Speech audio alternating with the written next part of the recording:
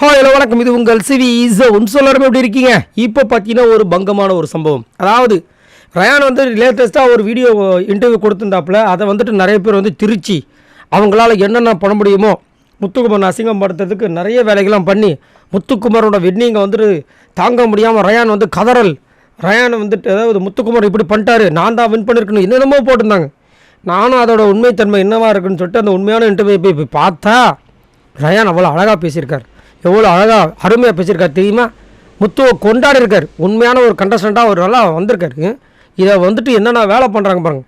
என்ன அவங்க இது பண்ணியிருந்தாங்கன்னா, அவர் சொல்லியிருந்தாருன்னா, அதாவது ஆஃப்டர் 50 days 50 நாளுக்கு அப்புறமா தான் எல்லாருக்குமே இண்டிவிஜுவலாக கேமை விளாட்றதுக்கு ஒரு வாய்ப்பு கிடச்சிது. எனக்கு அது வந்து எனக்கும் ரொம்ப ஹெல்ப்ஃபுல்லாக இருந்துச்சு.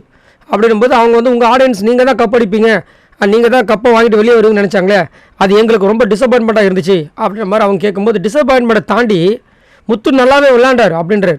அவர் மனசார சொல்கிறார், முத்து நல்லா விளாண்டாருங்க, ஆரம்பத்துலேருந்து ரொம்ப ஸ்ட்ராங்காக ப்ளே பண்ணதால் அவர் அதிகமான மக்களை வந்து சேகரிச்சிட்டாருங்க அப்படின்னு மாதிரி சொல்லும்போது சொல்லிவிட்டு நான் கொஞ்சம் அதில் கம்மி தான் அப்படின்னு அவரும் ஒத்துக்கிறார். சூப்பராக இருந்துச்சு.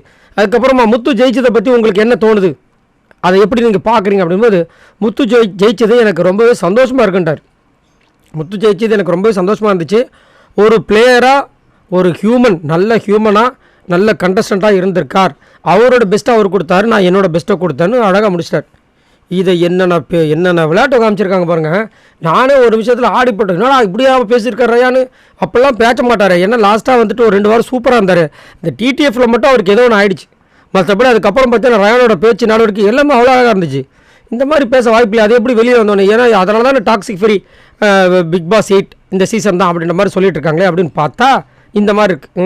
என்னத்தை சொல்ல, ஆக மொத்தத்தில் உண்மையிலே அந்த ரயானோட தங்க மனசை தான் காமிச்சிருக்கார். ஏன்னா அடுத்த வெற்றி ஆணிச்சுன்னா வெளியே வந்ததுக்கப்புறமா அதான் இதுக்கப்புறம் யார் நம்மளை கேட்க போகிறான்னு சொல்லிட்டு ஒரு சில பேர் பெணாத்தர விஷயங்கள் நம்ம பார்த்துருப்போம். அது போன சீசனில் சரி, அதுக்கு முந்தின சீசன், எல்லா சீசனும் பார்த்துருக்கோம். பட் இந்த சீசனில் அந்த மாதிரி இது வரைக்கும் யாருமே பண்ணல. அது உண்மையிலே நல்ல ஒரு விஷயமாக தான் நான் பார்க்குறேன். ஸோ நீங்கள் உங்களோட கருத்தை சொல்லுங்கள். இங்கே ரயான் அண்ட் முத்துக்குமார் அந்த பாண்டிங், ஏன்னா லாஸ்ட்டாக வந்துட்டு அண்ணன் தம்பி மாதிரி 2 பேர் பழகிட்டு இருந்தாங்க தீபக் இல்லாத நேரத்தில். ஸோ அதை பற்றி மறக்காமல் கமெண்ட்ஸ் பண்ணுங்கள் பாய் நண்பர்களே.